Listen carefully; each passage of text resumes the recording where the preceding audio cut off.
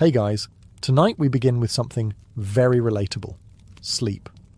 Or, more accurately, how medieval people slept, which turns out to be far weirder than most of us could imagine. So, before you get comfortable, take a moment to like the video and subscribe, but only if you genuinely enjoy what I do here. And let me know in the comments where you're tuning in from and what time it is for you. It's always fascinating to see who's joining us from around the world. Now, dim the lights, maybe turn on a fan for that soft background hum, and let's ease into tonight's journey together. Before electricity, TikTok, and sleep hygiene influences, medieval people approached nighttime with a schedule that would baffle the modern melatonin enthusiast. It was called segmented sleep, a natural two-part sleep cycle, split neatly in half like a stale medieval biscuit. The routine was simple. After sundown, most people turned in early, drifting off into what was known as first sleep. Then, after about 4 hours, they'd wake up, deliberately, and spend the next hour or two doing what can only be described as medieval midnight multitasking. This wasn't considered insomnia. It was just how sleep worked. The watch period between the two sleeps was seen as practical, useful, and occasionally, alarmingly social. People used this time to pray, read religious texts, tend fires, or check their livestock, because nothing ruins your REM cycle, like wondering if your goat is still in the yard. And yes, this was also considered the ideal time for intimacy. Medieval physicians and marriage manuals noted that the body was well rested and calm of mind during this period, which sounds like a polite way of saying too tired to argue. So if you ever thought you were romantic for waking up early to make your partner coffee, just know your ancestors were setting the bar very differently. The second sleep would follow this interlude, lasting until sunrise.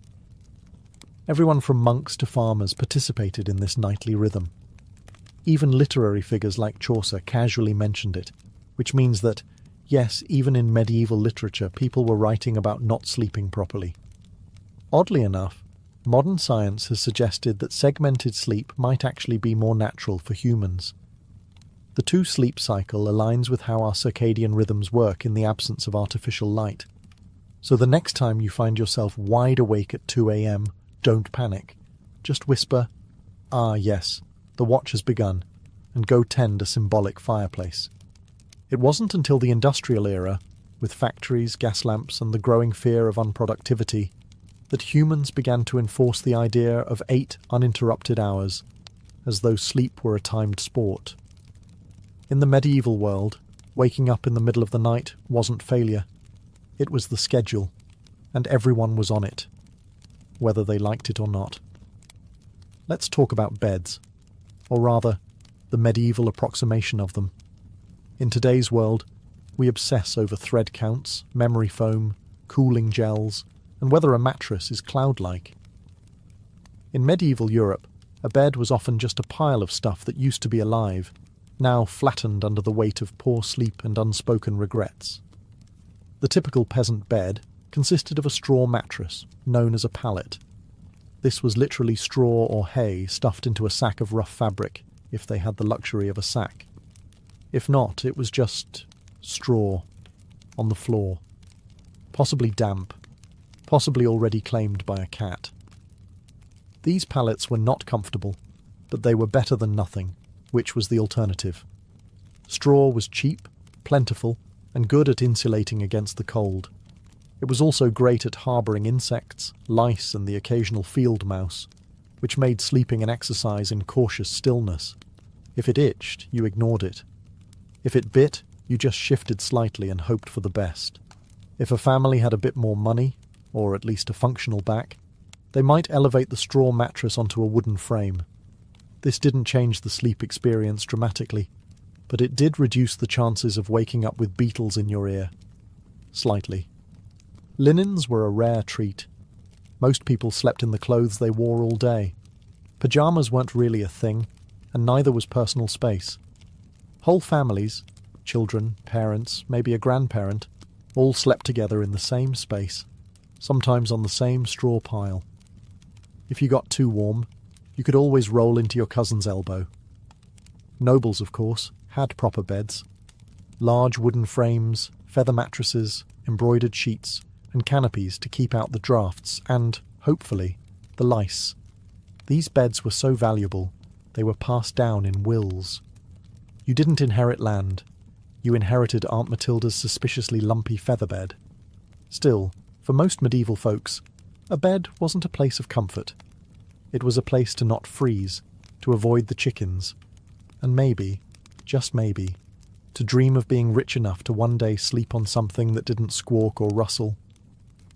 When we hear nightcap today, we think of a cosy little drink, maybe something with whiskey, a warm fire, and a questionable decision. But in the Middle Ages, a nightcap wasn't a beverage, it was a hat. A real, tangible, often ridiculous-looking piece of fabric designed to keep your head from freezing off while you slept. You see, insulation wasn't exactly the strong point of medieval architecture. Stone walls, draughty thatched roofs, and windows made of thin animal horn or oiled parchment didn't do much against the cold. And central heating? That was called a dog. So to keep their heads warm at night, especially since body heat escapes fastest through the scalp, medieval people adopted the humble nightcap. These hats came in all shapes and sizes, but the most iconic version was long and pointed, like something you'd expect on a wizard who moonlights as a chimney sweep. They were usually made from wool, linen, or whatever scrap of warmth could be spared without angering the family goat. For men, it was a practical accessory. For women, it sometimes doubled as a coif or head wrap, which also served the dual purpose of maintaining modesty and covering hair that hadn't seen soap since last Lent. But beyond warmth, nightcaps had social weight too. In some regions, married women were expected to cover their heads at all times, yes, even while asleep, and the cap itself could be embroidered or dyed to reflect a family's wealth or status. Because nothing says success like going to bed with a mini flag on your skull. In more urban settings, the nightcap even became a symbol of being off-duty. If you opened your door wearing one, it was a polite medieval way of saying, "I'm not dressed for conversation, and yes, this hat does mean go away." Of course, nightcaps were often paired with nightshirts, which were essentially long, loose tunics. Picture Ebenezer Scrooge, minus the haunted moral lesson. Sleepwear wasn't sexy, but it was practical, itchy, and occasionally flammable. Today, the idea of sleeping next to a stranger is generally limited to red-eye flights, overly ambitious camping trips, or the occasional bizarre Airbnb mix-up. But in medieval Europe, this was completely normal, and not at all optional. Let's say you're a travelling merchant, a pilgrim, or just someone whose mule gave up halfway to Norwich. You find an inn, a rare luxury in itself, and ask for a place to sleep. What you get is not a room, or a bed, or even a particularly clean floor. What you get is a spot, in a bed, that's already occupied.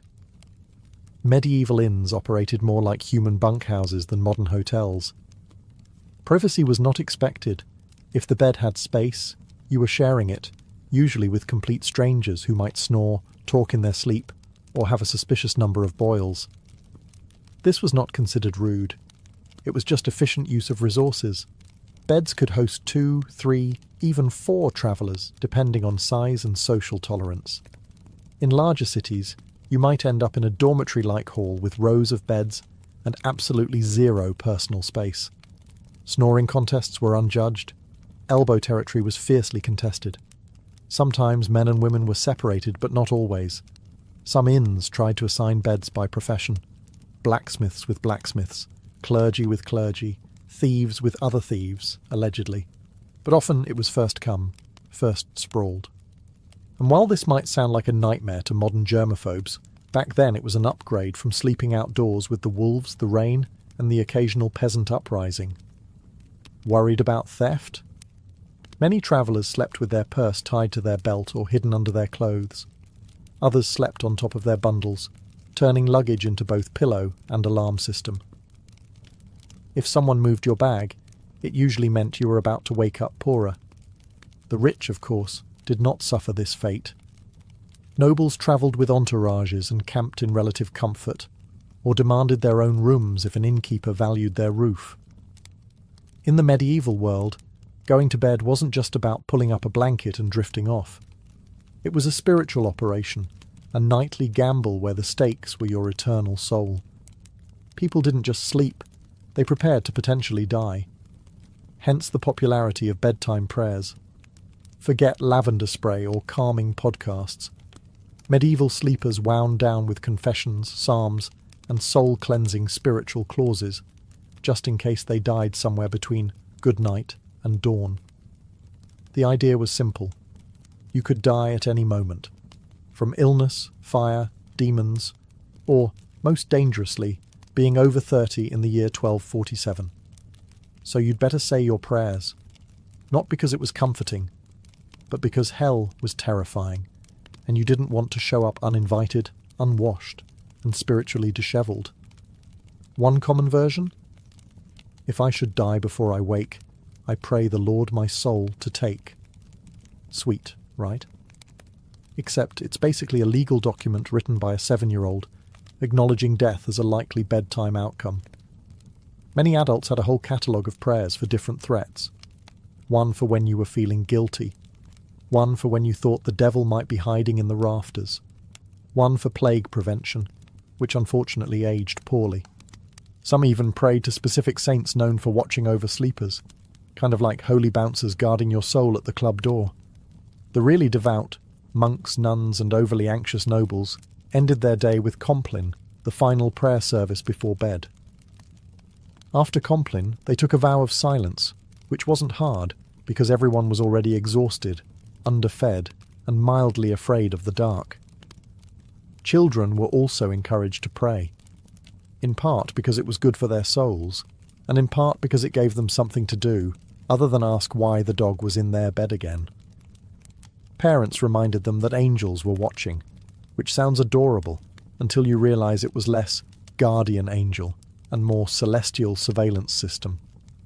In short, prayer before sleep was less about peace and more about last-minute damage control.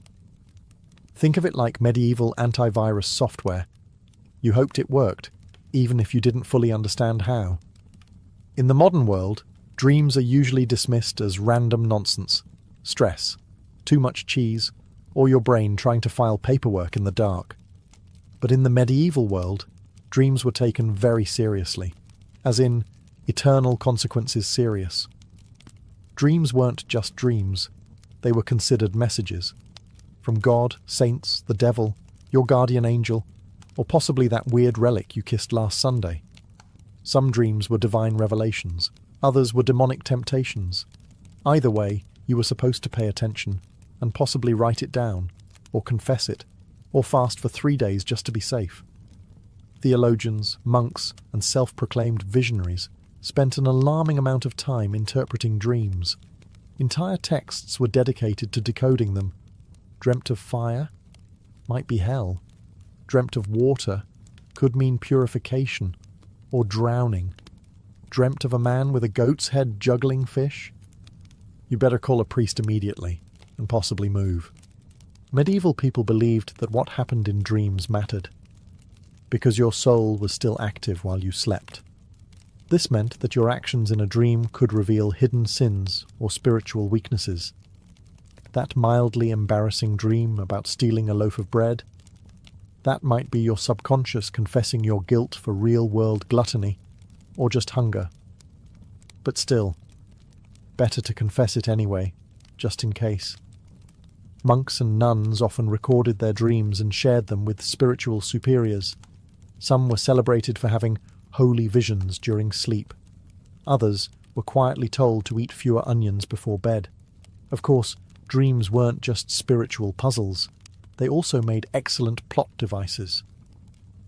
Medieval literature is full of dream sequences where knights encounter angels, demons, or metaphorical creatures spouting poetry about virtue.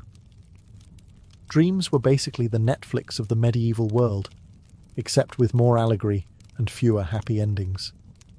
The church, predictably, was suspicious. Not all dreams were divine, and some were believed to be planted by demons to corrupt the innocent. If you dreamt of something unwholesome, It could mean your soul was under attack, or that you just slept too close to the fireplace fumes again. In modern times, some people let their pets sleep in the bed.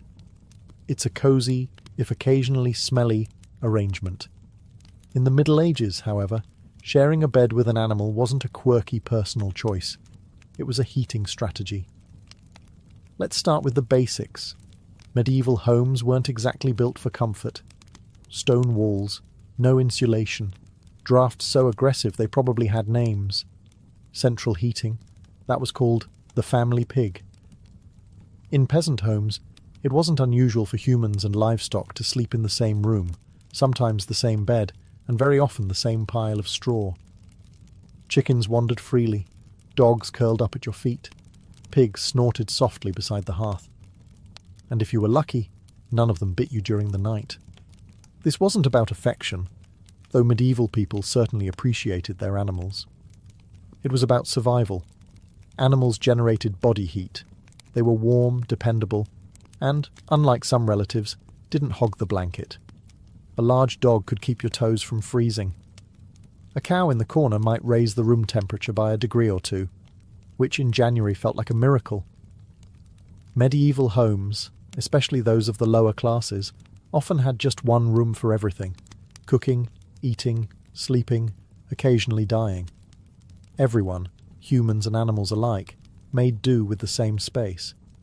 Children might be nestled between parents and a goat. A chicken might serve as an impromptu alarm clock. Hygiene? Let's not ask too many questions.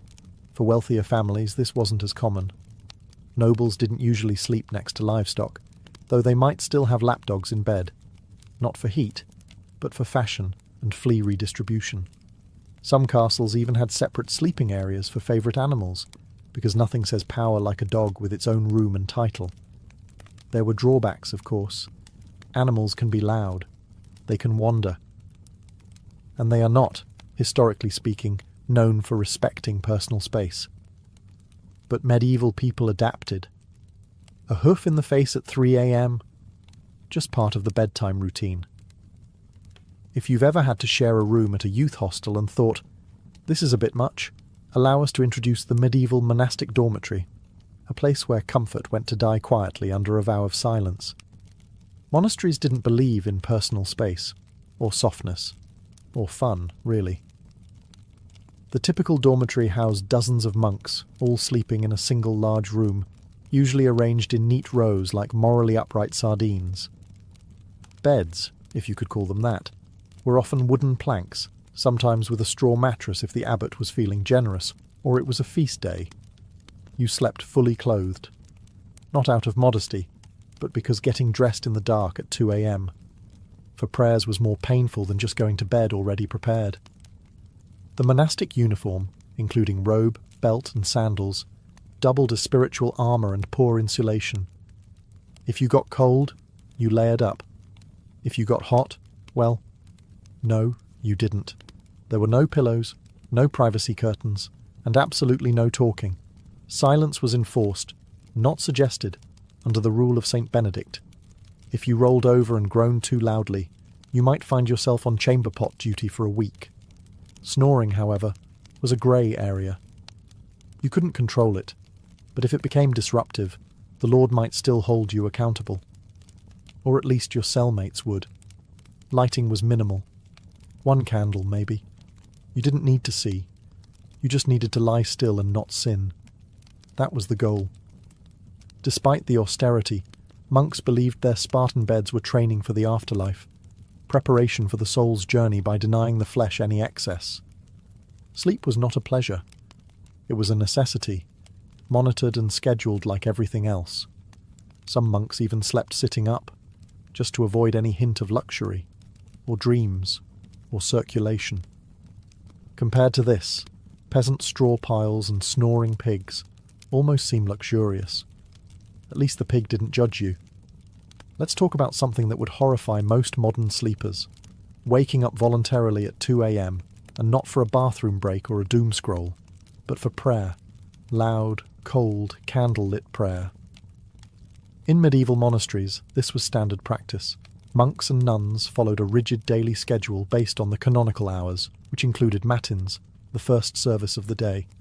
And by day, we mean the darkest part of the night, when even the owls were still deciding whether to wake up. The bell would toll, often rung by someone who drew the short straw, and the entire dormitory of robed, sleep-deprived souls would shuffle off to the chapel in silence. And yes, still in full clothing, because monks didn't do pyjamas. The only layering system they believed in was spiritual. Inside the chapel, by flickering candlelight and under the echo of stone vaults, they would chant psalms, recite scriptures, and try their best not to fall asleep on their feet. Which, incidentally, was a real issue. There are records of monks being punished for dozing mid-prayer, usually with extra chores or more prayers. You fell asleep in matins? Congratulations, you now get to lead the next one. Matins could last an hour or more. Some particularly enthusiastic orders stretched it to 2. Imagine trying to stay spiritually engaged while your stomach reminds you that dinner was a bowl of lentils and a moral lesson, and your body is actively shutting down. After the service, monks would either return to bed for their second sleep, or, in stricter orders, move straight into study or manual labour. Because nothing says holy discipline like threshing wheat on 4 hours of fragmented rest. Why so early? The idea was to sacrifice comfort and dedicate the first and quietest part of the night to God, uninterrupted by the temptations of daylight, warmth, or REM cycles. It was a powerful symbol of devotion. Or at least it was once you got over the numb feet, the candle smoke, and Brother Ambrose's off-key chanting. In the modern world, sleeping alone is often framed as a luxury, a sign of independence, peace, or just an ability to control the blanket. In the medieval world, though, sleeping alone was considered suspicious, impractical, or just downright unsafe. Let's start with the basics. Warmth. Beds, as we've established, weren't exactly toasty. Stone walls and open chimneys didn't do much to trap heat, and central heating was still several plagues away. So people shared beds for body heat, not out of intimacy, but out of basic thermal desperation. Children slept with siblings, parents, and sometimes the neighbour's kid if they were visiting. It was like a sleepover, but nobody asked if you wanted to be there. But beyond warmth, there was a spiritual reason for sleeping in groups. Many people believed the night was when the devil worked overtime. Alone in the dark, your soul might be vulnerable to temptation, or worse, possession. Having others nearby created a kind of moral buffer zone. If something went wrong, at least someone would witness it, or catch the demon first. For children, being alone at night was practically unthinkable. Not just for comfort, but because ghosts, fairies, and wandering spirits were all part of the nightly landscape. Tales warned against solitary sleep as a gateway to mischief and spiritual peril. And unlike today's bedtime stories, these tales didn't end in hugs. They ended in disappearances. Even married couples often shared their beds with children, servants, or random guests. Privacy was not a concept so much as a modern myth. In fact, the idea of 2 people sleeping alone in a giant bed was so foreign that it would have been considered either wasteful or deeply, deeply suspicious. In religious contexts, even monks often slept communally, and if someone was assigned to sleep alone, it was often for disciplinary reasons. Yes, in some cases, being alone in bed was literally a punishment. Medieval logic, solitary sleep, grass opportunity for sin. Group sleep, public accountability. Next time you're curled up in your own bed, with your own blanket, in a room that doesn't smell like goat, enjoy the silence. In medieval times, you'd probably have 2 kids, a sheepdog, and a cousin in there with you, all of them snoring. If you've ever accidentally fallen asleep sitting up, in a lecture, a carriage, or a dentist's waiting room, you probably woke up with a crick in your neck and a deep sense of regret. But in the Middle Ages, sleeping upright wasn't an accident. It was a lifestyle. Some medieval folks, particularly the wealthy or religiously devout, chose to sleep propped up rather than lying flat. Why? A few reasons, none of them particularly restful. First, there was a medical belief that lying flat was bad for digestion, the lungs, or the general balance of the bodily humours. In a world where doctors thought a sneeze could rearrange your soul, this logic made perfect sense. Upright sleeping, they believed, helped avoid congestion of the brain, which sounds ominous, but mostly meant don't drown in your own phlegm. Second, there were spiritual concerns. Lying flat was considered too close to the posture of the dead. You didn't want to confuse God, or worse, attract attention from the angel of death by sleeping in the same position used at funerals. Superstitious? Absolutely. But when your local priest doubled as the community's health consultant, you picked your battles carefully. As a result, people often slept partially reclined, supported by large bolsters, pillows, or the wooden headboard equivalent of a medieval lazy-boy. Nobles sometimes had their beds rigged with angled supports to maintain a semi-seated posture, perfect for digesting one's evening meat pie or fending off surprise demon attacks. Monks took it a step further. In stricter orders, they might even sleep sitting upright on a bench, or leaning against a cold wall with nothing but a hood to muffle the discomfort. It wasn't about health, it was about discipline. If you were too comfortable, you might dream. If you dreamed, you might sin. If you sinned, well, welcome to confession at 5 a.m. Needless to say, this wasn't about quality rest. It was about virtue, discomfort, and mildly confusing theology. Forget haunted dreams or goblins under the bed. For medieval people, the real monsters of the night were already in the sheets, small, persistent, and entirely uninterested in your prayers. We're talking, of course, about fleas, lice, and the medieval bedroom's unofficial mascot, the bedbug. Let's not sugarcoat it. Hygiene wasn't exactly medieval Europe's strong suit. Baths were rare, laundry was expensive, and soap was sometimes made from substances better left unnamed. Add that to straw-filled mattresses, shared bedding, and the occasional live chicken underfoot, and you've got the perfect environment for an all-you-can-eat pest buffet. Fleas and lice were so common they were practically roommates. Peasants dealt with them daily. Nobles, despite their satin sheets and feather beds, were not exempt. In fact, some richer households had dedicated nitpickers, actual servants tasked with removing lice from their employers' hair and clothing. Imagine that as your job title. Master of the Royal Scalp. Bedbugs, meanwhile, were the silent assassins of medieval sleep. They hid in wooden bed frames, mattress seams, and even the cracks in stone walls, emerging at night to feast like tiny vampires. If you ever wondered why medieval people wore nightcaps and slept fully clothed, it wasn't always about warmth. Sometimes it was pest defense armor. Solutions ranged from mildly effective to impressively deranged. Some households burned strong-smelling herbs like wormwood or tansy to repel bugs. Others slept with garlic, onions, or even ashes in the bed, which may have done little for the pests, but certainly kept romance to a minimum. It wasn't just physical discomfort either. Fleas were often seen as symbols of sin or moral impurity, biting reminders of the fall of man and poor bedding choices. Entire poems were written about fleas, some moralizing, some weirdly romantic, because nothing says I love you like, let us be united like the flea that bites us both. So, while modern sleep is interrupted by buzzing phones and streetlights, medieval sleep was more likely disturbed by scratching, twitching, and the subtle feeling that something was crawling on your shin. Because it was. We've all had restless nights. But have you ever tried falling asleep while wearing 100 pounds of iron? No? Well, in the Middle Ages some people did exactly that, because apparently nothing says sweet dreams like being prepared to joust in your sleep. Now, to be clear, most people, even knights, didn't regularly sleep in full armour. It was hot, heavy, and loud. Trying to roll over in a suit of chainmail is a bit like trying to nap inside a bag of cutlery. But during wartime or in hostile territory, sleeping partially armoured was considered the safer choice. Comfort? Optional. Survival? Highly recommended.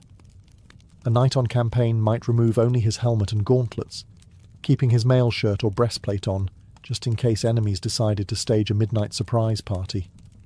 There's nothing quite like waking up to the sound of hooves and having to suit up while still half dreaming about turnips. In castles under siege, men-at-arms might even sleep with swords or axes at their side, like some very aggressive bedtime security blankets. Shields doubled as pillows, and if the enemy breached the walls, well, at least you wouldn't have to get dressed. Priorities. Of course, sleeping in armour wasn't exactly restorative. Iron isn't breathable, and chainmail has a bad habit of pinching skin. Add cold stone floors, minimal bedding, and the ambient sounds of snoring comrades and crackling torches, and you've got a sleep environment that ranks somewhere below airport terminal on the comfort scale. Even those not in battle sometimes wore light protective gear while sleeping in dangerous regions. Travelling merchants or guards on watch duty might nap in gambesons, thick quilted jackets that offered a bit of protection and slightly more padding than the moral support of prayer alone. And lest we forget, armour wasn't exactly subtle. If you rolled over the wrong way, you might clank so loudly that everyone else woke up and assumed the apocalypse had arrived. Again, in a time when nightly demons, lice infestations, and pigs in your bed weren't considered unusual, you might think that sleepwalking was just one more medieval inconvenience. But oh no, it was much more dramatic than that. In the Middle Ages, if you started wandering around in your sleep, people didn't chalk it up to stress or exhaustion. They assumed you were possessed, bewitched, or had unfinished business with the Holy Roman Empire. Sleepwalking, or noctambulation if you wanted to impress the local monk, was poorly understood and often feared. The idea that someone could rise from their straw pallet, shuffle across the room, and stare blankly at a wall was less harmless parasomnia and more devil's rehearsal dinner. Accounts from the time suggest that people were genuinely spooked by sleepwalkers. Picture this: a man in a long nightshirt, candle in hand, eyes glazed, mumbling Latin that he didn't actually speak while stepping over livestock. You'd think ghost or heretic or both. And depending on your local priest, an exorcism might be scheduled before breakfast. Some believed sleepwalking was caused by bad humours, especially too much black bile, which was the medieval catch-all for anything they couldn't explain. Others thought it happened because the soul was temporarily released during sleep, leaving the body free to bumble around like an unattended mule. To prevent these nightly adventures, people tried everything from herbal remedies to praying over their beds, hanging iron charms, or, in more rural areas, just tying the person's leg to a chair. If that sounds extreme, consider that some medieval homes had open hearths, knives everywhere, and chamber pots just waiting to be tragically overturned. In one curious twist, there were rumours of people climbing onto rooftops in their sleep. Whether or not these accounts were exaggerated, the fear of leaping dreamers led to barred windows and occasional theological debates about whether a person could sin while unconscious. Thankfully, most sleepwalkers just paced, muttered, or attempted to open imaginary doors. But if someone sleepwalked into a church, locals might treat it as a divine sign, or call for a cleansing ritual, just to cover all spiritual bases. If medieval life taught people anything, it was how to sleep through chaos. Church bells, thunderstorms, screaming livestock, the occasional siege. For the sleep-deprived denizens of the Middle Ages, these were just ambient noises, the medieval version of white noise. Let's start with the bells. Church bells marked every sacred moment of the day: sunrise, prayer times, meals, and of course the ungodly hour of matins at 2 or 3 a.m. If you lived anywhere near a monastery, your dreams were probably soundtracked by regular tolling. At some point, the brain just accepted it. Bells became the lullaby of an overscheduled soul. And it wasn't just bells. Storms were frequent and terrifying. With no weather apps or triple-glazed windows, you experienced every clap of thunder like the world might end. Roofs leaked, windows rattled, and chimneys howled like banshees. Still, people slept. They had to. Work didn't stop for insomnia. Neither did ploughing, praying, or running from Vikings. Speaking of which, invasions and apocalyptic events weren't always a deal-breaker for bedtime either. In the 14th century, people continued to sleep, somehow, through famine, war, and even the Black Death. When death carts rolled by in the morning, it was considered more of a grim wake-up call than a cause for panic. And if you didn't wake up, well, some believed that was a mercy. There are even records of people sleeping through earthquakes, barn fires, and angry mobs. Sleep deprivation was common, and bodies adjusted. If you worked from sunup to sundown, ate barely enough to survive, and spent your day dodging mud, taxes, and spiritual damnation, you were going to fall asleep. Hard. And then there were those who used sleep as a kind of escape hatch. Faced with illness, grief, or fear of the world literally ending, which was forecast roughly every century, some people just curled up under a cloak, mumbled a prayer, and took a nap. There's a strange kind of wisdom in that. In the winter of 1692, the village of Salem, Massachusetts, was cloaked in more than just snow. It was cloaked in tension, suspicion, and a quiet kind of fear that seeped into the timber-framed homes and frozen fields. The people of Salem were Puritans, strict, devout, and deeply superstitious. They believed they were building a holy community in the wilderness, a city on a hill watched by God and stalked by Satan. Life was already hard. The village had recently split from Salem town over politics and religion. Crops had failed. Smallpox had ravaged nearby communities. Wars with native tribes had left many traumatized. There was friction between neighbors, inheritance disputes, and a deep resentment toward outsiders, or anyone who didn't quite fit in. Add to this the long, dark, bitter New England winter, and something was bound to break. That break came in the home of Reverend Samuel Parris, the village's minister. His 9-year-old daughter Betty and 11-year-old niece Abigail Williams began to behave strangely. They screamed uncontrollably. They threw things. They contorted their bodies in unnatural ways. At times, they fell silent for hours, eyes wide with terror. Neighbours whispered that they were cursed. The girls claimed they were being pinched and bitten by invisible forces. Reverend Parris, unsure of what to do, called in a local doctor, William Griggs. After failing to find any physical cause, Griggs delivered the diagnosis that would plunge the village into chaos. Witchcraft. That single word set fire to the fears already simmering in Salem. In a place where witches were believed to be real, dangerous servants of the devil, the idea was not far-fetched. And now, if the devil could worm his way into the minister's own household, what did that mean for the rest of the community? The girls, prodded by both adults and peers, began naming names. First, they accused women on the margins, social misfits and outcasts. But soon the accusations would reach the respectable, the wealthy, even the pious. Salem was a small village, but what was about to happen would echo far beyond its borders. What began as whispers in the dark would soon become cries from the gallows, and a legacy of paranoia that still haunts America's history books. Once the idea of witchcraft took root in Salem, it spread like ivy, quiet at first, then strangling everything it touched. The afflicted girls, Betty Parris, Abigail Williams, and soon others like Ann Putnam Jr. and Mercy Lewis, seemed to grow bolder with each passing day. They convulsed in court, screamed during prayers, and claimed they could see dark spirits hovering over certain villages. It wasn't just childhood imagination, it was theatrical, public, and, most disturbingly, believed. The first to be accused were those with the least protection, women who already lived on the edges of society.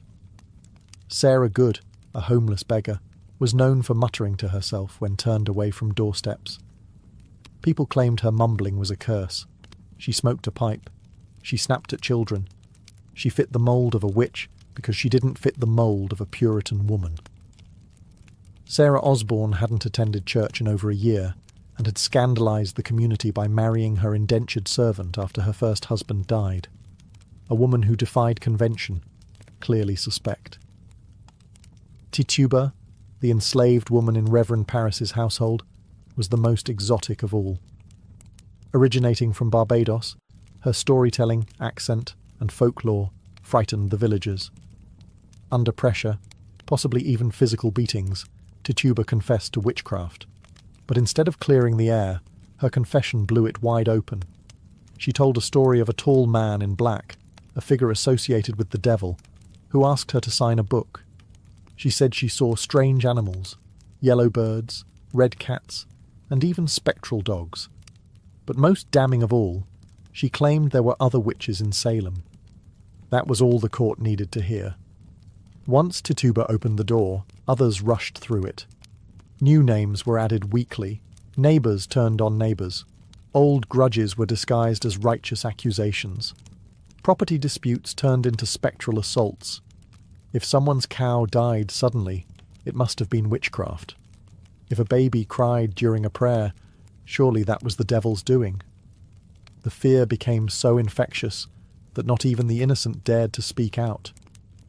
To defend an accused witch was to invite suspicion upon yourself.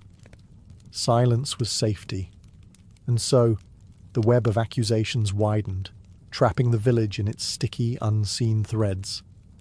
Logic was fading. Hysteria was now in control. As accusations mounted and the village reached a fever pitch, the colonial government stepped in.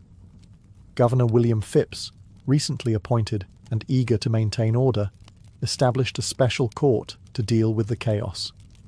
It was called the Court of Oyer and Terminer, from the French meaning to hear and determine. But what it really became was a factory for fear-driven justice. The court convened in Salem town in June of 1692, and it was no ordinary tribunal.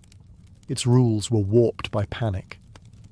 Instead of requiring hard evidence or reliable witnesses, it allowed something far more dangerous: spectral evidence. Spectral evidence was testimony that a spirit or spectre of the accused had afflicted the victim. In other words, if a person claimed to have seen your ghost-like form in a dream choking them, that was admissible in court. Never mind that the accused could be asleep at church or miles away. It was their spirit doing the devil's work. You couldn't cross-examine a dream. And worse, you couldn't disprove it. Children were now treated as star witnesses. Their seizures, screams, and gasps in court became more theatrical by the day. One girl, Mary Walcott, would fall into fits the moment a suspected witch entered the room. If a prisoner looked at her, she shrieked. If they didn't look at her, she shrieked louder. The performances were mesmerizing, and the judges, including the influential Judge Samuel Sewall and Chief Justice William Stoughton, accepted it all. Defense lawyers? There were none. The concept didn't exist in colonial trials. If you were accused, you stood alone. If you denied the charges, the afflicted girls writhed in agony. If you confessed, you might be spared death, but only if you named others. The system rewarded lies and punished silence. Worse still, the trials became public spectacles. People travelled from nearby towns to witness them. The accused were paraded into court in shackles, often bewildered, often poor, and almost always powerless. And yet, not everyone believed. Some townsfolk whispered that the girls were faking. Others questioned why only certain types of people were being accused. But few spoke openly. Questioning the court meant questioning the will of God. In Salem, reason had stepped aside, and the law had become a mirror, reflecting fear, not justice. On June 10, 1692, the gallows in Salem claimed its first victim, Bridget Bishop. She was not new to scandal. Her reputation made her an easy target. She wore bright red clothing, ran a tavern, and had been accused of witchcraft years earlier. During her trial, neighbours testified that her spirit pinched them in the night, that their babies died after she passed by, and that she kept enchanted dolls. She denied everything. Still, the court found her guilty. She was led to Gallows Hill, a barren, wind-swept patch of earth just outside Salem. No prayer, no mercy. The rope was pulled, the crowd watched, and with that single execution, the machinery of death began to churn. The hangings that followed came quickly. On July 19th, 5 more women were executed: Sarah Good, Susanna Martin, Rebecca Nurse, Elizabeth Howe, and Sarah Wilds. Some had good standing in the church. Rebecca Nurse, in particular, was a shocking case, an elderly, pious woman beloved in the community. Even the jury initially found her not guilty. But under pressure from the court and the afflicted girls, the verdict was reversed. Nurse's final words were whispered through the air like a warning: "I am as innocent as the child unborn." But it didn't matter. The noose did not discriminate. In August, more executions followed. On September 22nd, the deadliest day, 8 people were hanged in a single morning. Among them was Martha Corey, a woman who had doubted the trials early on, and her husband Giles Corey, who met a different fate. Giles refused to enter a plea. The court, unable to proceed with a trial without one, resorted to an ancient English punishment: peine forte et dure. He was pressed to death. Stones were piled on his chest, slowly, cruelly, over 3 days. His final words, as legend has it, were "more weight." By the end of the hysteria, 19 people had been hanged, 1 pressed to death, and at least 5 more died in jail awaiting trial. Dozens confessed falsely to save their lives. Over 200 people were accused. The gallows cast long shadows over Salem, not just on the hill, but in every heart. Fear had become law, and justice, blindfolded, had been led to the scaffold. While the executions claimed the spotlight, hundreds of others sat in cramped, foul-smelling jails, waiting for a verdict or a miracle. Salem's small jail couldn't contain them all. Accused witches were held in neighbouring towns like Ipswich and Boston, chained to walls, starving, freezing, and forgotten. Most of the accused weren't witches, or even outcasts. They were neighbours, friends, parents, children, people whose only crime was having a quarrel with the wrong person or owning land someone else wanted. In many cases, personal grudges disguised as divine justice drove the accusations. A pig wandered into a neighbour's yard and died. Must be witchcraft. Someone refused to help with firewood. Clearly they'd cursed the axe. Mary Easty, sister of the executed Rebecca Nurse, was one such case. She was a respected mother of 7, known for her piety. Initially released by the court, she was rearrested days later after new fits from the afflicted girls. Her second arrest sealed her fate. In a final petition to the judges, Mary begged them not for her own life, but that they put a stop to these proceedings, before more innocent blood is shed. She was hanged soon after. Another notable case was Dorothy Good, the 4-year-old daughter of Sarah Good. After her mother's arrest, Dorothy was interrogated and, under pressure, confessed to being a witch. Her answers, gibberish and fear, were taken as truth. She was imprisoned for 8 months in chains. When finally released, she was mentally broken, never recovering from the trauma. Pregnant women were not spared. Elizabeth Proctor, whose husband John Proctor would later hang, was found guilty and sentenced to die. But because she was pregnant, her execution was delayed. It likely saved her life. She gave birth in jail and was eventually released after the trials ended. Accusations snowballed. Some accused confessed in desperation to avoid death, then named others to shift suspicion away from themselves.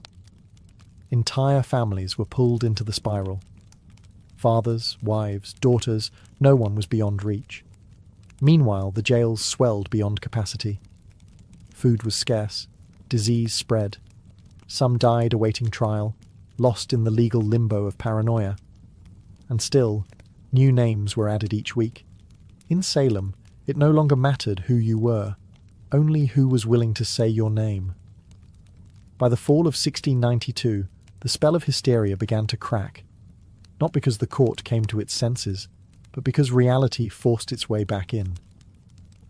The turning point came when accusations grew too bold. People who had once supported the trials found themselves suddenly on the wrong side of them. Reverend George Burroughs, a former Salem minister, was arrested and charged with being the ringleader of the witches. He was well-educated, well-spoken, and had previously clashed with influential families in the village. That was enough. But on the day of his execution, Burroughs did something shocking.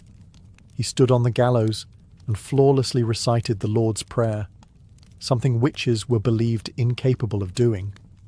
The crowd fell silent. Some wept. Even hardened observers were shaken. But the execution went on. That moment planted a seed of doubt. Then came the accusation of Mary Phipps, the wife of Governor William Phipps. Suddenly, the hysteria had reached the top of the colony's social ladder. Phipps, already unnerved by growing criticism and chaos, finally took action. In October 1692, he dissolved the court of Oyer and Terminer, halting all pending executions and trials.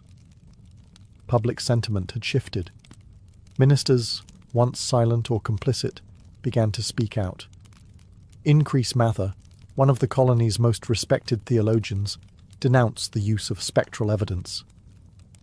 "It were better," he said, "that 10 suspected witches should escape, than one innocent person should be condemned." A radical thought in a society that had, for months, believed exactly the opposite.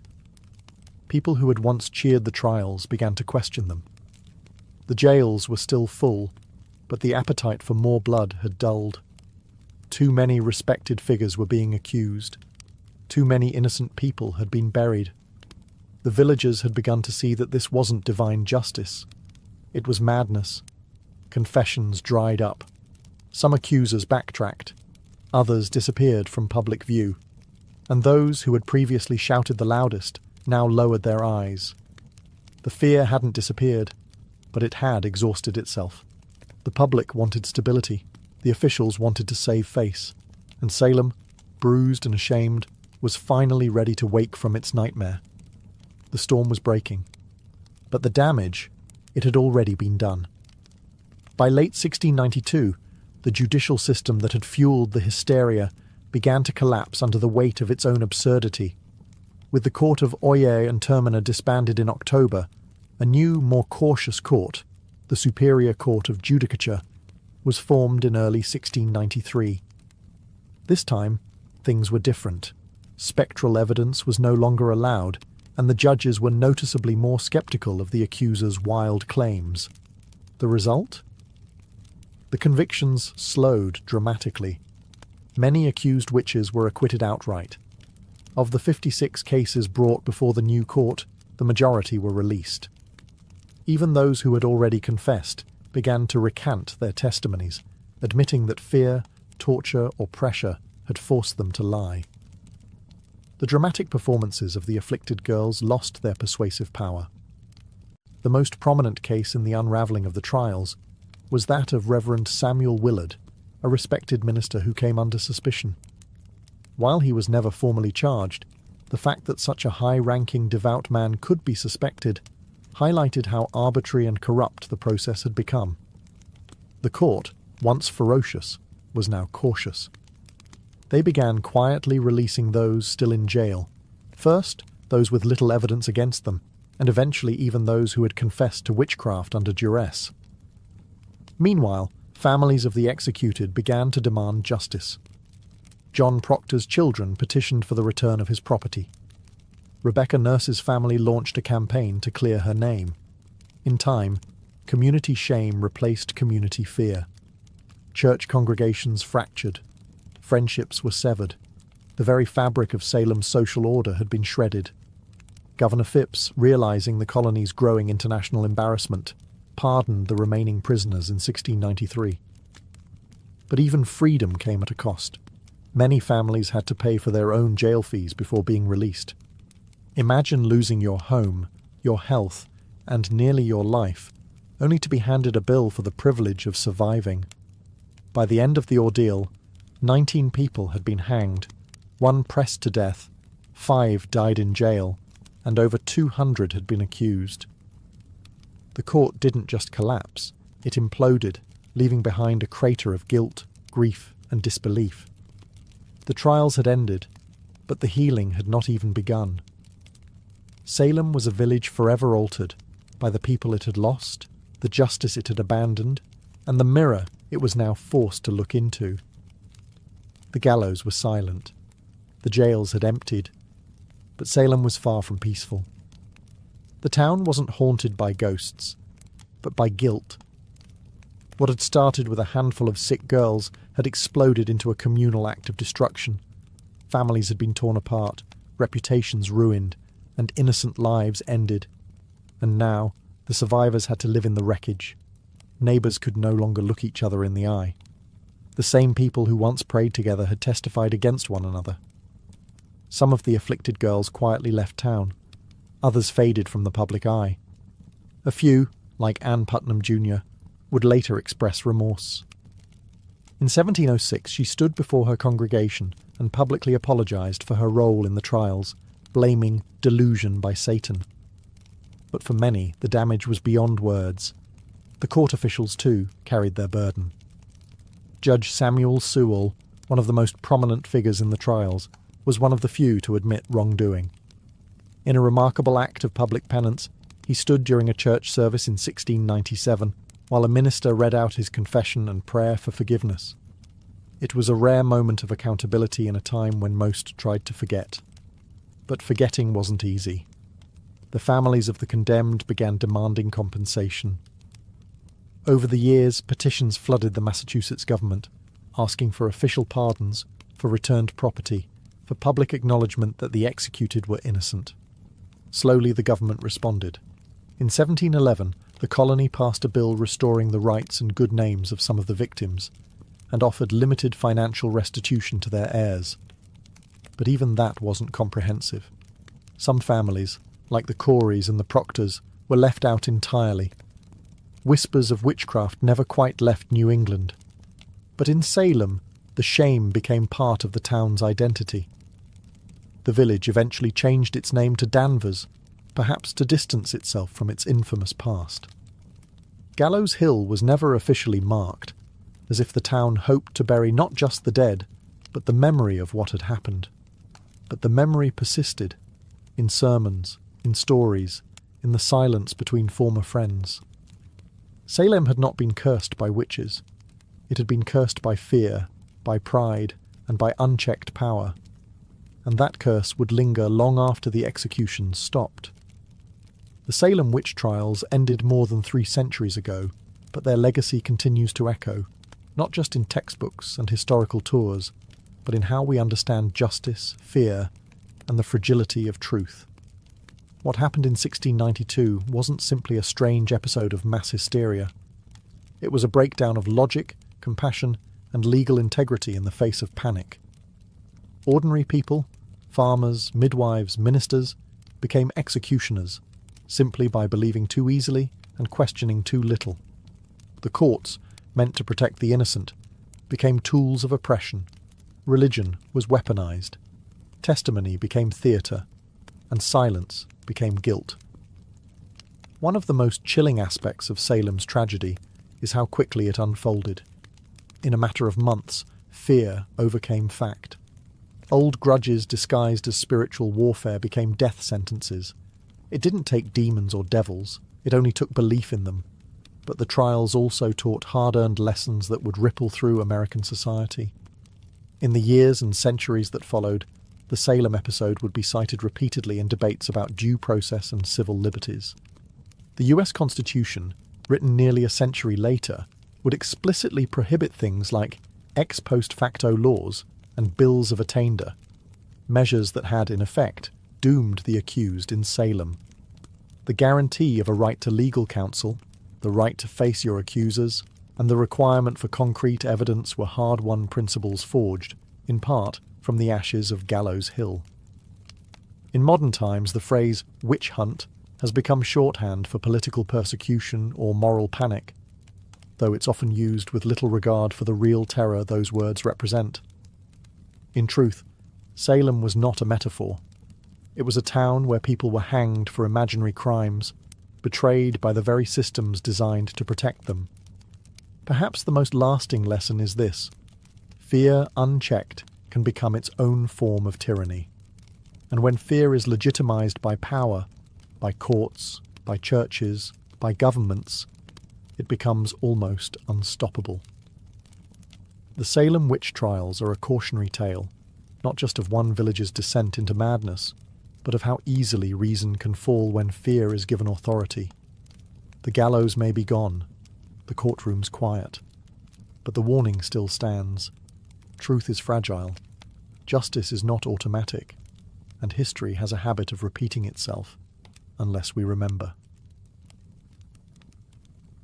Fulvia was born around 83 BCE into the elite yet slightly eccentric Fulvi family, an old plebeian house that had long since clawed its way into the upper echelons of Roman politics.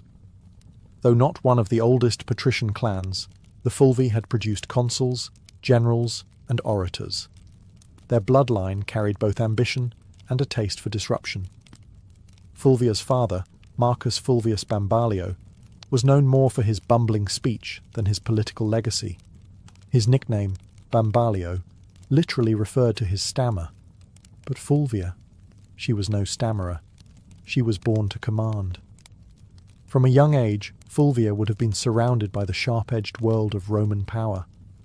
Senators and generals debated policy in her home. Elections and treachery were daily news. She would have seen how politics wasn't just played in the forum, but in marriages, funerals, rumours, and backroom deals. Women in elite Roman households were expected to be quiet partners, refined, educated, and obedient. Fulvia would break all of those expectations. She was wealthy, highly educated, and connected, and she knew it. While her early life remains hazy in the historical record, her later actions suggest a young woman who was observant, politically literate, and utterly unafraid. This wasn't someone who faded into the background.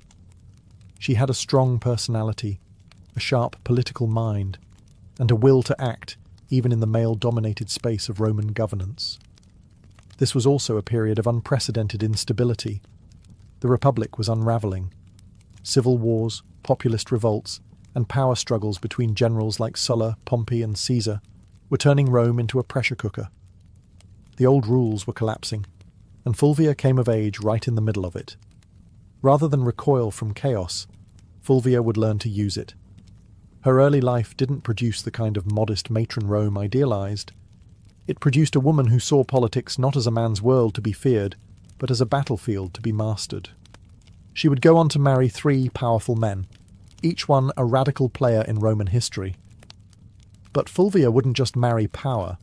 She would command armies, lead revolts, and become the first Roman woman to appear on coinage, not as a goddess, but as herself. Rome wasn't ready for Fulvia, but she was ready for Rome. Fulvia's first marriage was to Publius Clodius Pulcher, and it was anything but conventional. Clodius was no ordinary Roman noble. He was a populist agitator, a political arsonist with a flair for chaos, scandal, and street-level power. To many of the Roman elite, he was dangerous. To the masses, he was a hero. And to Fulvia, he was a strategic opportunity. Their marriage, sometime in the early 50s BCE, united Fulvia with the man who had turned the Roman Republic into his personal stage.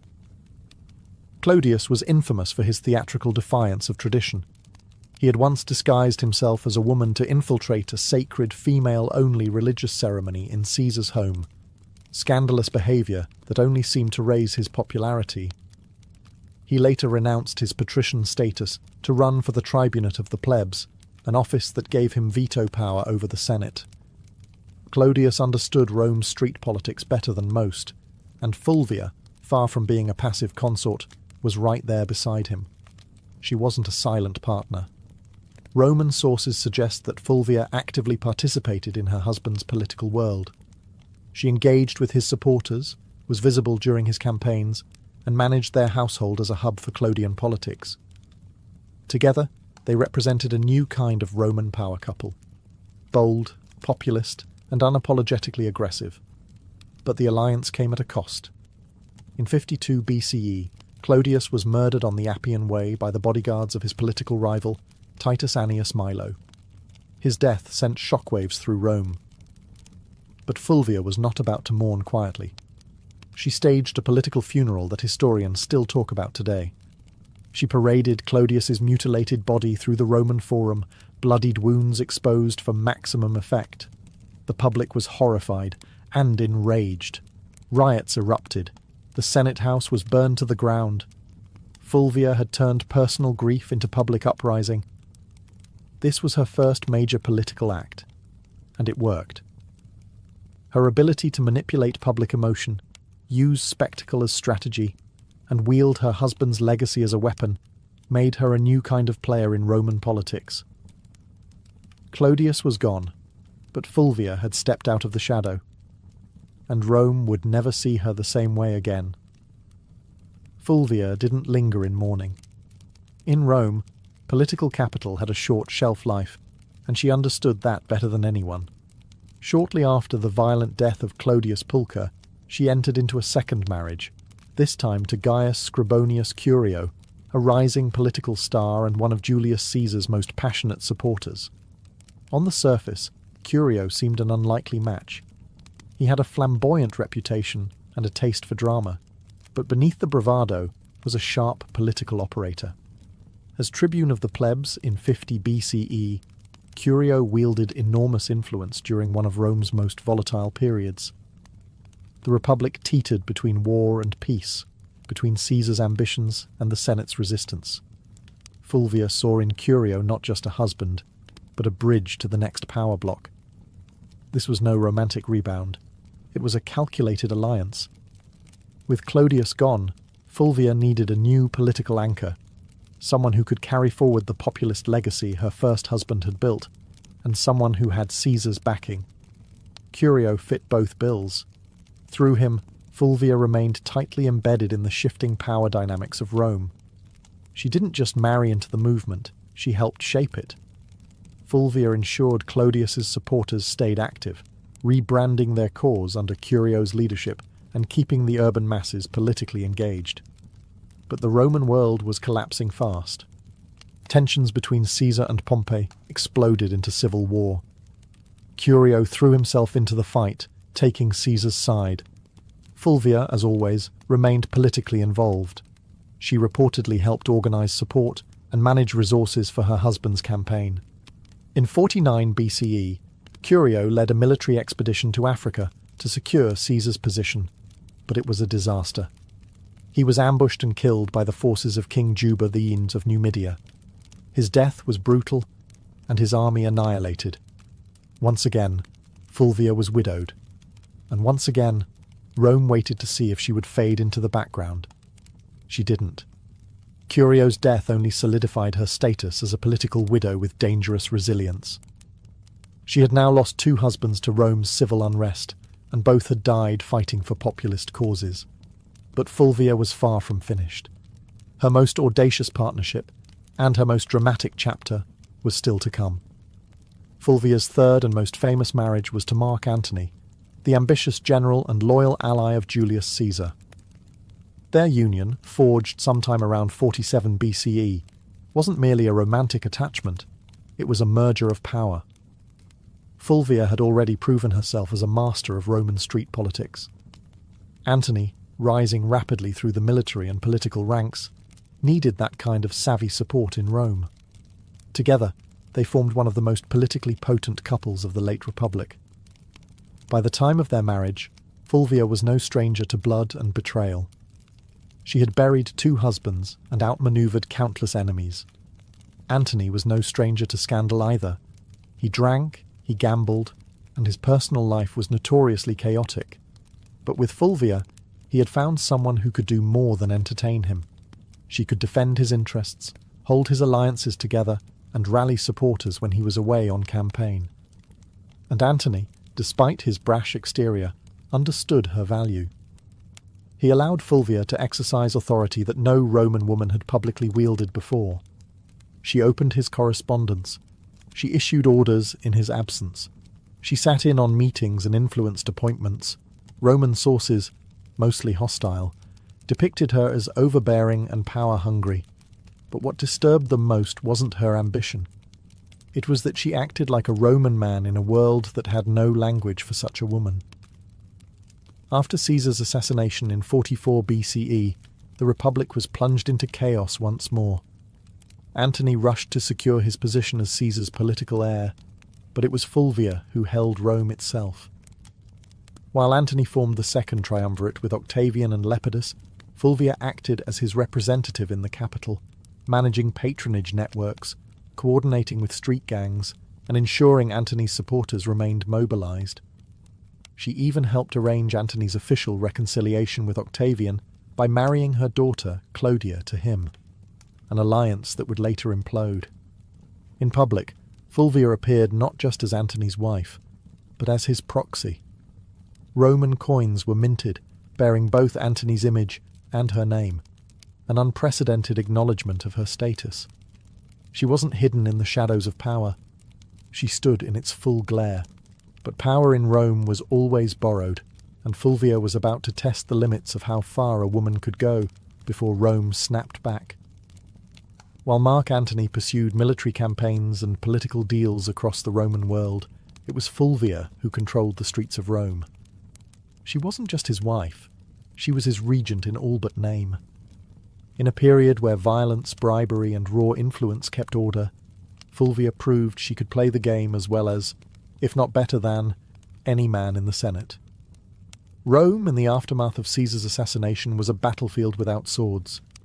Power had become a moving target. Fulvia understood this, and she anchored Antony's authority in the capital by becoming his political substitute. She directed allies, dealt with the urban plebs, negotiated with factions, and, most daringly, waged war with words and silver. She financed loyal troops, offered bribes to keep public order, and ensured that any legislation passed favoured Antony's future. Some ancient sources, especially hostile ones like Appian and Dio Cassius, paint Fulvia as manipulative, shrewish, and even warmongering. But beneath the misogynistic exaggeration lies a woman actively doing politics, in a world that had no protocol for a woman doing anything beyond weaving and mourning. Fulvia was building coalitions, backing military commanders, and even issuing decrees, functions normally reserved for senators and consuls. She also made public appearances and maintained strong relationships with veteran soldiers, a politically vital demographic in the power struggles of the late Republic. While Antony was campaigning in the east, Fulvia was often the face of his authority in Italy, meeting with centurions, influencing decisions about land distribution, and reminding the soldiers that their loyalty to Antony came with rewards. But this accumulation of power came at a cost. Roman aristocrats, particularly the faction aligned with Octavian, Caesar's heir and Antony's increasingly bitter rival, resented Fulvia's influence. They viewed her as a meddling woman with too much sway over legions, laws, and loyalties. Her ability to act without male guardianship was not just threatening, it was unprecedented. Fulvia wasn't naive. She knew the tension between Antony and Octavian was growing. She could see that their alliance was cracking. And she understood something that neither man seemed to fully grasp yet. The Republic wasn't big enough for both of them. So Fulvia began preparing for the next phase. Not diplomacy, but confrontation. She had stood behind power long enough. Now she was ready to take it into her own hands. In 41 BCE, Fulvia did the unthinkable. She went to war against Octavian, the future Augustus, and she didn't do it quietly. With her husband Mark Antony still stationed in the east, Fulvia and Lucius Antonius, Antony's younger brother and a consul, took it upon themselves to challenge Octavian's authority in Italy. The cause? Ostensibly, it was to defend Antony's interests and protect the land rights of Roman veterans loyal to him. But underneath it all, Fulvia's fingerprints were everywhere. This was not just politics. This was a military rebellion led by a Roman woman, the first and only time in Roman history that a woman would actively provoke and organize a civil war. The conflict, known as the Perusine War, was triggered by Octavian's controversial land redistribution program, which displaced many Italians to reward his soldiers. Fulvia seized on the growing discontent, portraying Octavian as a tyrant and traitor to Caesar's legacy. With Lucius acting as her frontman in the Senate and Fulvia organizing behind the scenes, They raised 8 legions and seized the city of Perugia, modern-day Perugia. Make no mistake, this was Fulvia's war. Ancient sources suggest she was more invested in the conflict than Lucius himself. She rallied troops, stirred the public, and even corresponded with generals. Rome buzzed with rumours of her commanding legions, issuing orders, and forcing Lucius into confrontations he didn't want. Octavian, though surprised, acted quickly. He besieged Perugia through the winter of 4140 BCE, cutting off supplies and hammering the city into submission. Fulvia, stuck between dwindling food and political betrayal, watched her bold gamble unravel. By early 40,000 BCE, the city surrendered. Lucius Antonius was spared, likely as a gesture to avoid alienating Antony. But Fulvia was exiled. The woman who had once commanded riots, marriages, armies, and public opinion was now deemed too dangerous for Roman soil. She was sent to Sicyon in Greece, where she hoped to reunite with Antony. But Antony didn't come running. The once powerful alliance between husband and wife had eroded in the fog of war and distance. Fulvia had acted in his name, but perhaps without his blessing. She had dared to do what no Roman woman had before, wage a civil war. And now the Republic had made her pay the price. Banished from Rome, Fulvia landed in Sicyon, a city in Greece that had become a kind of diplomatic purgatory for failed power players. She had gone to war, not for personal gain, but in her husband's name. She believed she was defending Mark Antony's interests, his honour, and perhaps their shared vision of Rome. But what awaited her in exile wasn't a hero's welcome. It was silence. Fulvia had risked everything, her status, her alliances, her life. And yet Antony did not immediately rush to meet her. In fact, by the time Fulvia arrived in Greece, Antony was already entangled with Cleopatra in Egypt. Whether their romantic relationship had begun or was merely brewing, the symbolism was crushing. While Fulvia was raising legions, Antony was raising goblets at banquets beside a queen. The betrayal cut deep, not just personally, but politically. Fulvia had fought a war to protect Antony's power in Italy, and in response, he let her hang out to dry. Some ancient historians, especially Plutarch, suggest that Antony was furious with her for launching the Perusian War without his direct approval. Others argue he welcomed her downfall. It cleared the way for a marriage alliance with Octavian, something Fulvia would have never tolerated. Still, Fulvia wasn't entirely without supporters. Some of Antony's troops, fiercely loyal to her, urged reconciliation. But her health had begun to fail. After enduring siege, exile, and betrayal, Fulvia died in Sicyon in 40 BCE, possibly from illness, stress, or heartbreak, or all three. She was around 43 years old. Her death provided Antony with a clean political exit. He met with Octavian shortly afterward and agreed to marry Octavian's sister, Octavia, as part of a renewed peace treaty. The triumvirs were temporarily united again, but only because Fulvia, the one woman bold enough to challenge their designs, was gone. Fulvia's legacy would soon be overshadowed by Cleopatra, whose myth eclipsed nearly every Roman woman of the period. But make no mistake, Fulvia was the prototype. She didn't wield power from behind a curtain. She marched into it, stood at the centre, and dared to command armies in a world that treated women as furniture. Rome didn't know what to do with her, so it erased her. But the ashes of her rebellion would linger, and her story was far from ordinary. After Fulvia's death in 40 BCE, the men she had once manoeuvred, Antony, Octavian, and even her former allies, began the quiet work of rewriting her legacy. She couldn't defend herself, so the narrative was shaped by her enemies and the uneasy survivors of her ambition. And like so many powerful women in history, Fulvia became a scapegoat. Ancient sources, mostly penned by men with vested interests, painted her as the reason for the Perusian War, the rift between Antony and Octavian, and even the general disorder of the Republic. Appian, Dio Cassius, and Plutarch depict her as overbearing, jealous, and driven by a lust for power. They blamed her for dragging Lucius Antonius into conflict, for antagonizing Octavian, and even for Antony's eventual estrangement from Rome. But were these accusations fair? Hardly. Fulvia had operated within a political climate where violence and manipulation were expected, at least if you were a man. She was no more ambitious than Caesar, no more aggressive than Pompey, and far less ruthless than Octavian would eventually prove to be. Her only true deviation was that she was a woman acting like a Roman man, and Rome didn't know how to digest that. She wasn't cloistered in the home, weaving quietly or serving as a political ornament. She was writing letters to generals, organising street mobs and commanding loyalty from troops. And that made her dangerous, not just to Octavian, but to history itself. Even Mark Antony, the man whose legacy she had fought to preserve, conveniently blamed Fulvia for the civil strife. After reconciling with Octavian and marrying his sister, Antony used Fulvia's death as a diplomatic cleansing. Her memory became the price of his political survival. There were no monuments raised in her honour, no grand funeral, no mourning speeches in the Senate.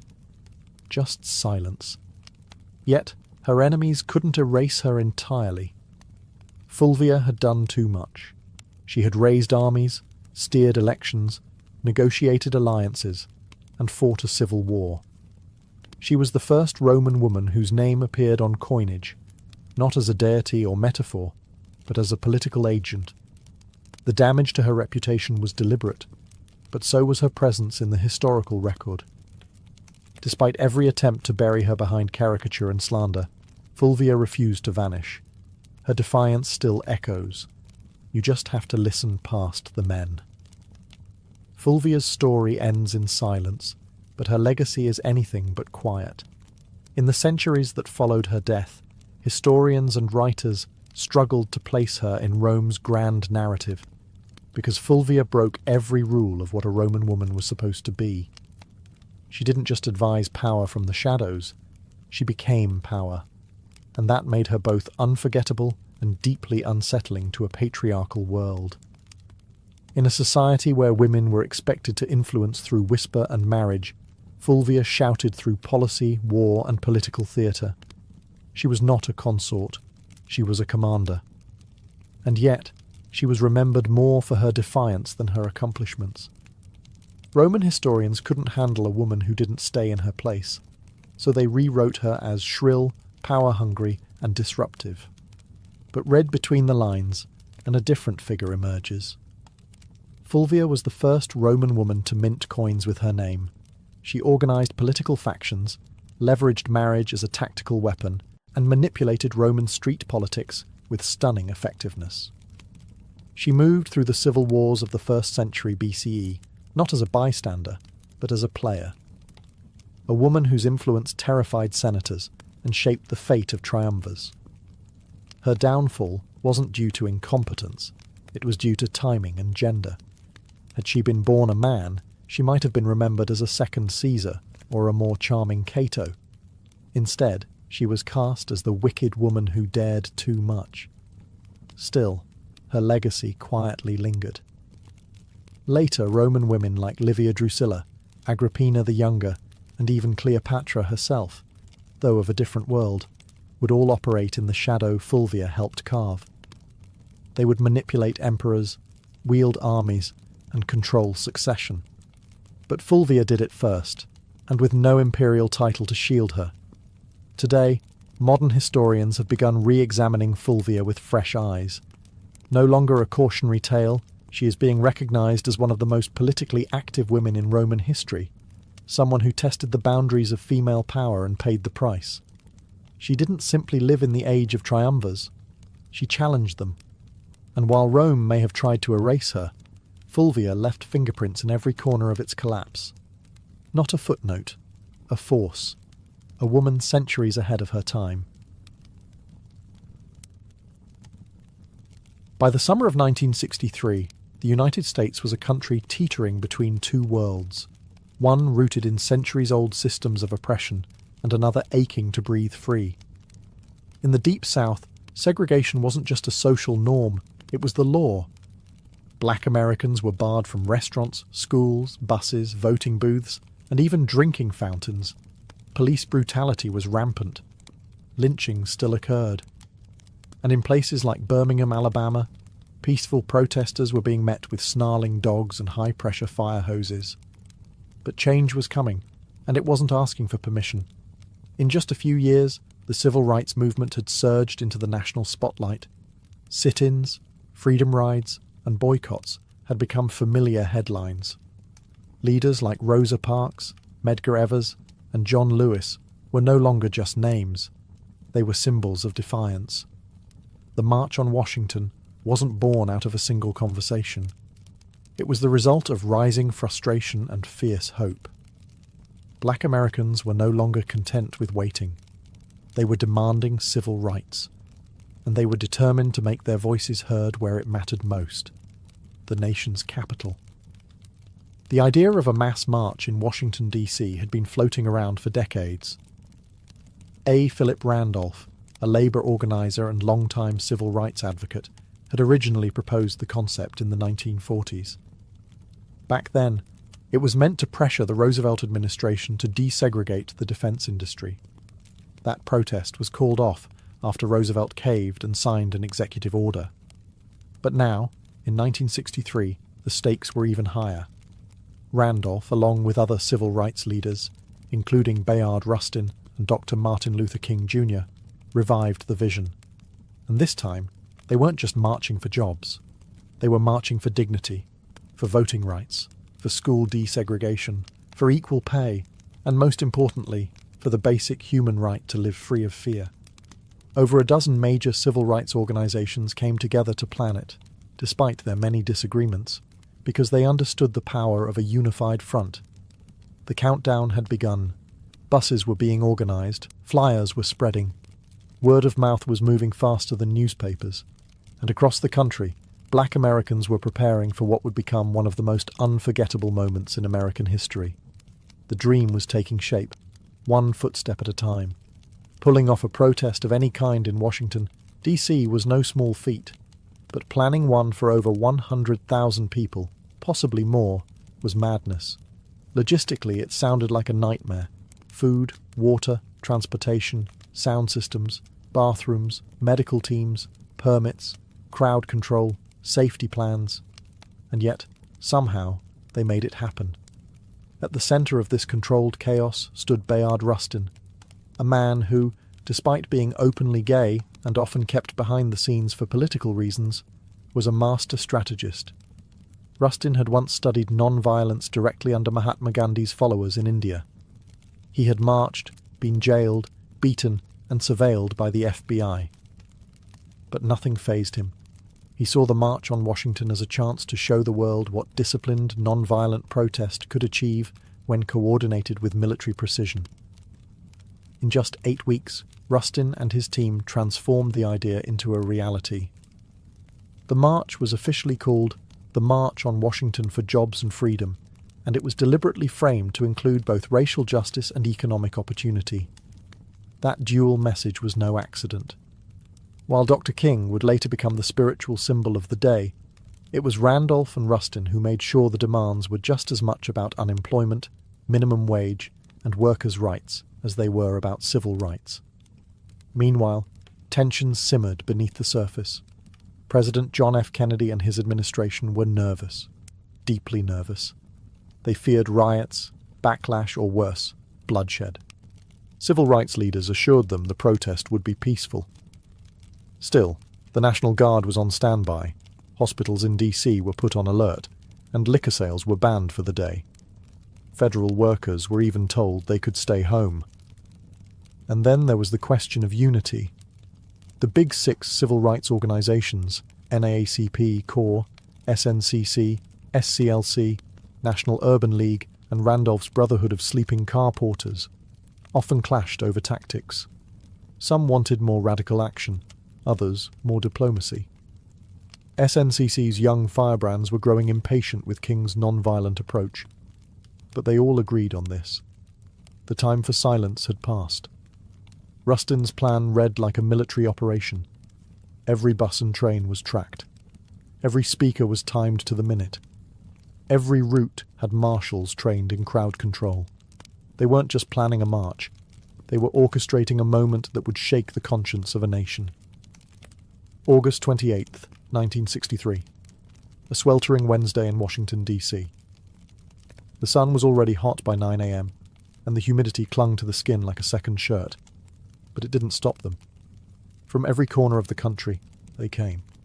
Black, white, young, old, students, clergy, factory workers, and celebrities. Some wore their Sunday best. Others clutched protest signs. They came by bus, train, carpool, and even foot. Over 250,000 people in total, converging on the National Mall like a rising tide of hope. And yet, there was no chaos. Despite the government's fear of riots and unrest, the scene was astonishingly calm. Volunteers directed foot traffic. The Red Cross handed out water. Groups sang freedom songs, held hands, and cheered as new marchers arrived. You could hear gospel choirs near the reflecting pool and chants of jobs and freedom echoing off the marble columns of the Lincoln Memorial. Celebrities joined in too. Harry Belafonte, Sidney Poitier, Paul Newman, Marlon Brando, Joan Baez, Bob Dylan. But no one was there for autographs. They were there to witness history and lend their voices to a cause bigger than any one person. The crowd was orderly but energized. There was no pushing, no looting, no violence. Instead, there was a shared understanding that this wasn't just a protest. It was a sacred moment. For many black Americans, just standing on the mall felt like a quiet act of revolution. To be seen, to be counted, to say, "We are here," in front of the same Lincoln Memorial where the great emancipator sat in stone. It was a full circle moment, generations in the making. At exactly noon, the official program began. Leaders took the stage one by one, each representing different organizations, ideologies and regions, but united in message. Speakers demanded equal pay, desegregated schools, a living wage, and an end to police brutality. Mahalia Jackson sang.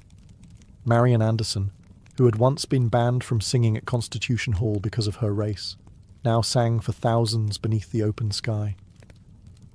As the hours passed, the tension grew, not from unrest, but from anticipation. The man everyone was waiting for had not yet spoken, and when he did, the world would stop, listen, and remember. The march wasn't just making history. It was becoming legend, minute by minute.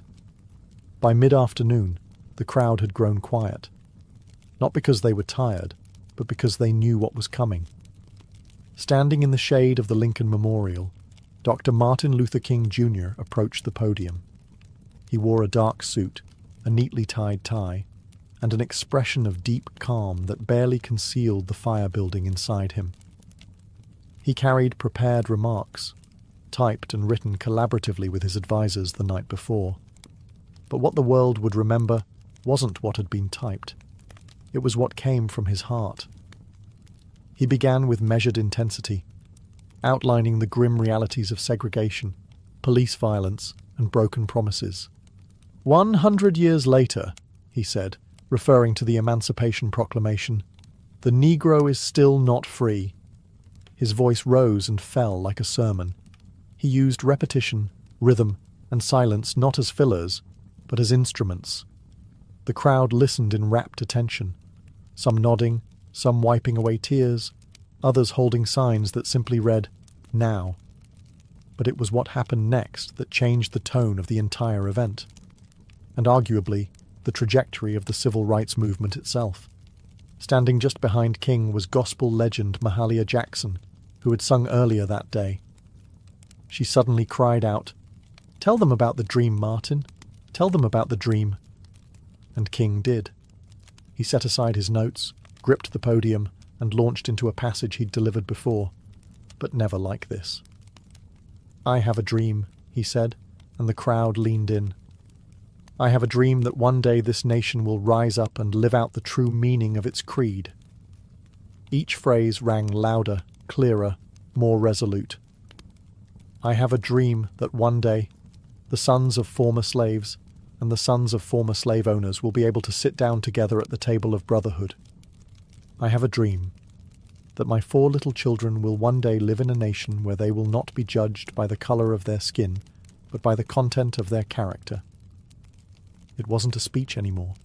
It was a vision, a prayer, a lightning bolt through history.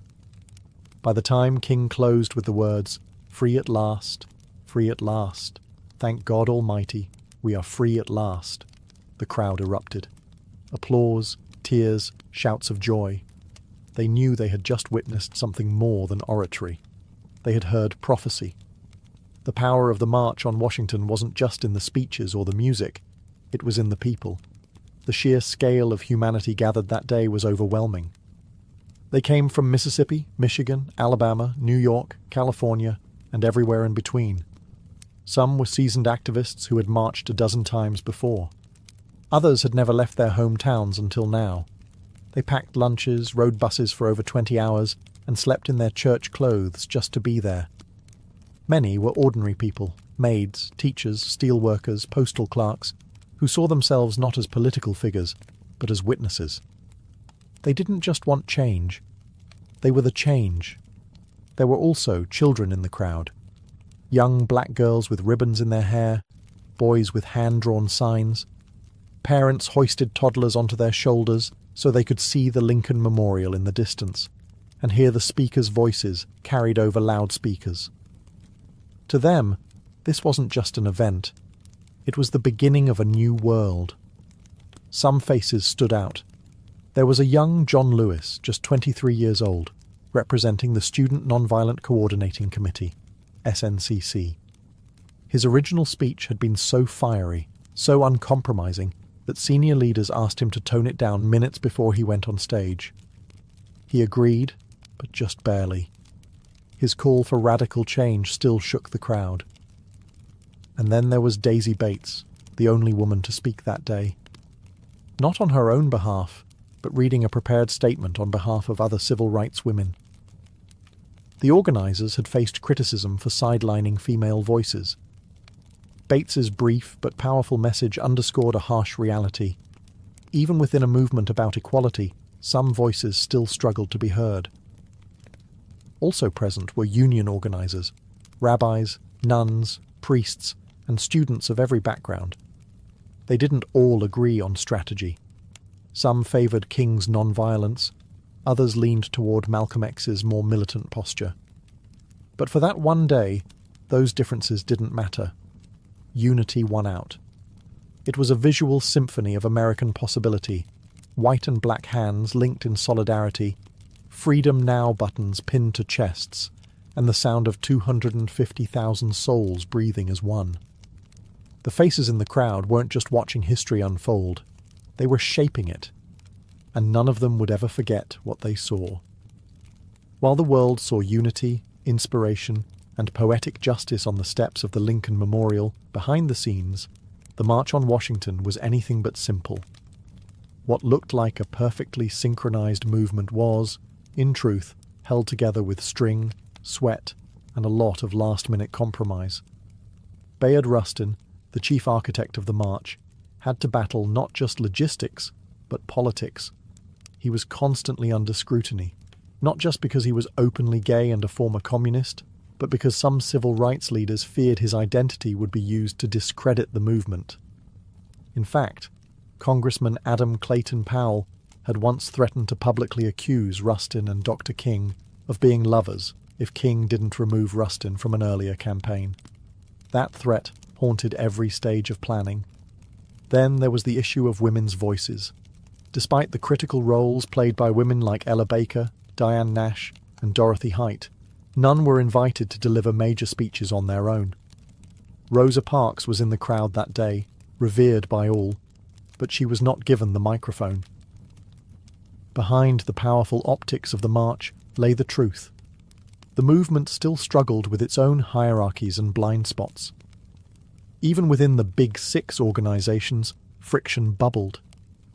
SNCC leaders were growing increasingly disillusioned with the slow pace of change and the older generation's insistence on moderation. They wanted to confront systemic racism more aggressively, CORE had similar frustrations. But unity was deemed too important, just for one day. Meanwhile, the federal government watched with clenched teeth. J. Edgar Hoover's FBI had assigned over 100 agents to spy on organizers. They bugged hotel rooms, followed key figures, and compiled dossiers. They were convinced the march would turn violent or that communists would hijack the event. When nothing of the sort happened, they simply doubled down on their surveillance, especially of Dr. King. And let's not forget money. The march cost over $250,000, equivalent to millions today. Most of it was raised through unions and sympathetic donors, but organizers scrambled until the final hour. They even borrowed walkie-talkies from the Boy Scouts. The March on Washington was historic, yes, but it was also deeply human. Imperfect, messy, political, and unfinished. Just like the country it sought to heal. The sun began to dip behind the Washington Monument as the crowds slowly dispersed. People hugged, cried, sang, and lingered as long as they could, reluctant to leave what felt like sacred ground. But the march was over. The speeches had been delivered. The signs had been raised high. The world had watched. And now the question hung heavy in the humid August air. What happens next? In the immediate days that followed, the media reaction was cautiously positive. Major newspapers acknowledged the historic nature of the event, though often with a tone of detached curiosity. Some called it orderly and dignified, which was code for no one rioted. Few outlets gave much space to the specific demands of the march, like the call for a federal jobs program or a $2 minimum wage, equivalent to around $20 today. But everyone covered Dr. King's speech. That, at least, could not be ignored.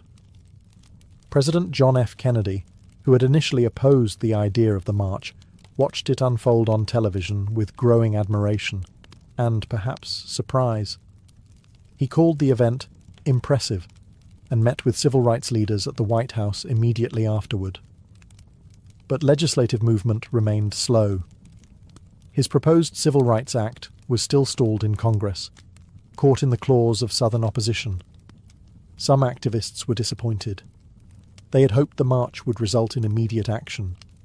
Instead, it was back to the grind, organizing, marching, resisting, and mourning those who paid the price for justice. Just weeks later, that reality hit hard. On September 15, 1963, 4 black girls were killed in the 16th Street Baptist Church bombing in Birmingham. The dream had been voiced, yes, but the nightmare wasn't over. Still, something had changed. The March on Washington marked a new phase in the civil rights movement. It proved that mass protest could be disciplined, powerful, and impossible to ignore. It brought together a coalition broader than ever before. Labor unions, faith leaders, celebrities, students, and working-class Americans, all in one place, united by justice. And most of all, it gave the movement a voice. A dream. A speech that would be quoted, studied, and echoed across the world. The march was over, but the road was just beginning. And that road would soon lead through blood, legislation, and transformation. The March on Washington didn't just rattle the conscience of America, it reshaped its moral landscape. What had begun as an audacious act of protest became a cornerstone of the civil rights movement's legacy, permanently altering how Americans understood justice, democracy, and the power of collective action. In legislative terms, the march didn't yield immediate victories, but it created momentum. Less than a year later, in July 1964, President Lyndon B. Johnson signed the Civil Rights Act into law. It outlawed segregation in public places and banned employment discrimination based on race, colour, religion, sex, or national origin. And in 1965, the Voting Rights Act followed, striking at the very heart of Jim Crow laws.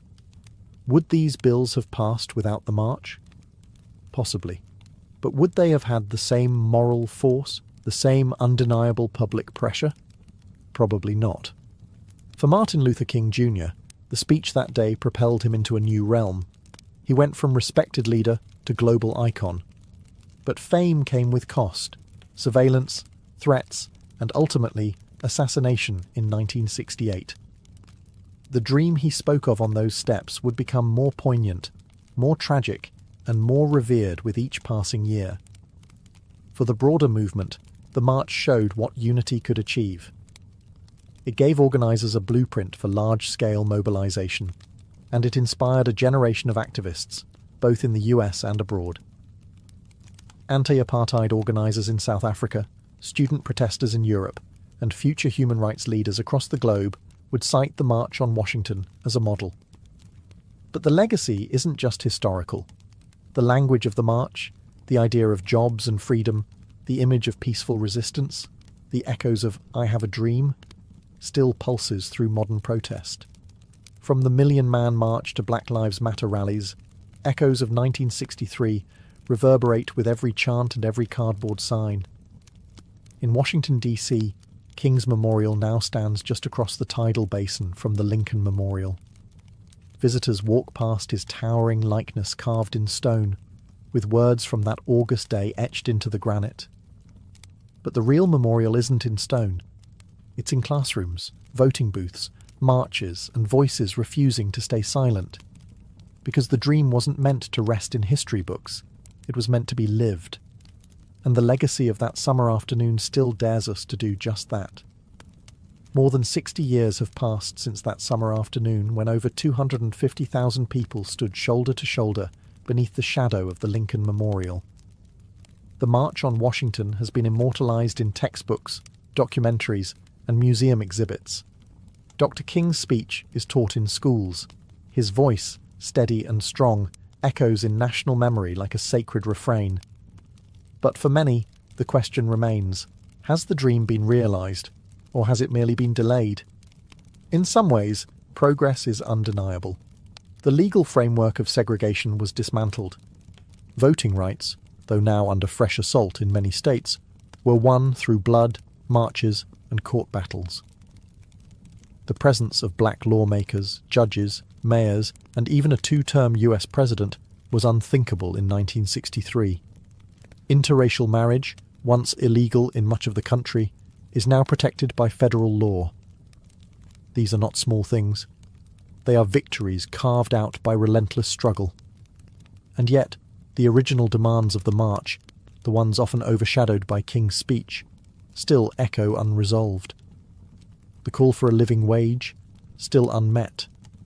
Racial disparities in education, housing, employment and healthcare remain entrenched. Police brutality, the very thing that sparked much of the early civil rights organising, continues to ignite outrage and protest. The dream of true economic justice, of a country where opportunity is not predetermined by zip code or skin colour, is still far from reality. Modern movements like Black Lives Matter have taken up the mantle, often using the imagery and rhetoric of the 1963 march as both inspiration and indictment.